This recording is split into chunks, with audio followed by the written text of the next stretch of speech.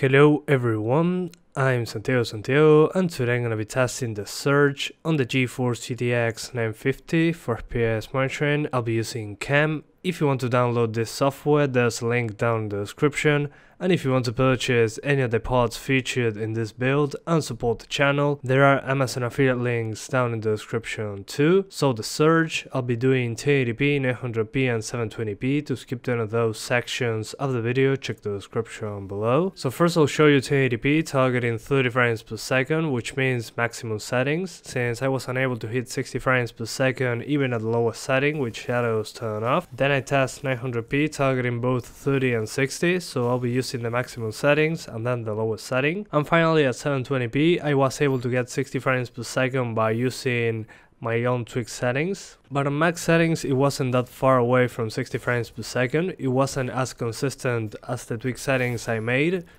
but you can still enjoy the game just fine.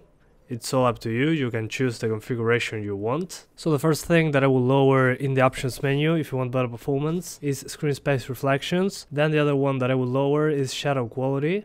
We have off, low, medium, high or very high. So yeah, you can turn off shadows, but the game looks significantly worse, so I recommend not to do that and stick to low if you don't want to lose all the quality there. But shadow quality is a big hit to the frame rate. It controls the resolution at the filtering of the shadows. Also, if you want an extra few frames, you might want to turn off ambient occlusion, which appears to be SSAO, but it doesn't say anywhere. And finally, volumetric lighting. I recommend lowering that, since on outside areas sometimes you get a big hit to the frame rate there, or places where the roof is broken or there are holes in the roof or a wall where light pours through. There you might see a big hit to the frame rate. But unfortunately these options that I mentioned require to restart the game after changing them, so you have to restart the game, which sucks because it takes longer to test graphic settings, but I tested many times and so far those were the options that helped me more to get a higher frame rate. Then for texture quality, if you have a 4GB card, use very high, and if you have a 2GB video card, use high. Very high uses more than 2 gigs, but for some reason high uses less.